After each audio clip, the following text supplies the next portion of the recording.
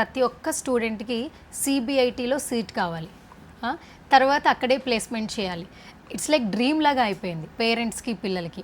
అలాంటి థాట్స్లో ఉన్న వాళ్ళకి మిమ్మల్ని స్టూడియోకి తీసుకొచ్చి ఇంటర్వ్యూ చేస్తే లాట్ ఆఫ్ ఇన్ఫర్మేషన్ వస్తుంది అనిపించింది. Thank you so much for coming once again. Thank you very much. Yeah, and teaching ప్రొఫెషన్లో మీకంటూ ఒక లెగసీ ఉండింది, అండ్ సిబిఐతో సక్సెస్ఫుల్గా ఒక కొలాబరేషన్ ఉండింది. ఫస్ట్ ఆఫ్ ఆల్ ఏం చెప్తారు సార్ సిబిఐటీ గురించి?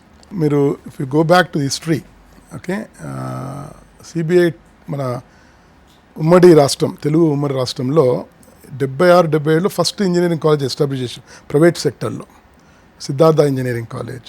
దాని తర్వాత మర్రి చెన్నారెడ్డి ముఖ్యమంత్రి ఉన్నప్పుడు 1979లో, ఎందుకంటే మా తెలుగు పిల్లలందరూ కూడా మహారాష్ట్ర, కర్ణాటక పోతున్నారు అనే ఉద్దేశంతో ఒక రైట్ మైండెడ్ పీపుల్, అంటే మా యొక్క కాలేజ్ స్థాపించిన మేనేజ్మెంట్ మెంబర్స్ అవుతున్నారు, వాళ్ళందరూ నిష్ఠాతులు, వాళ్ళ రంగాల్లో గొప్ప నిష్ఠాతులు, వాళ్ళందరూ ముఖ్యమంత్రి కలవడం, మన పిల్లలందరూ కూడా బయట రాష్ట్రాలు పోతున్నారు, మన డబ్బులు కూడా అన్ని బయట రాష్ట్రాలు పోతున్నాయి అనే ఉద్దేశంతో కలవడం.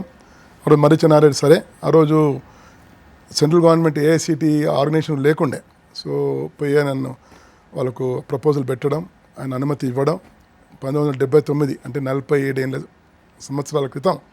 సో దీనికి పునాది పడ్డది, బీజం పడ్డది సిబిఐటికి.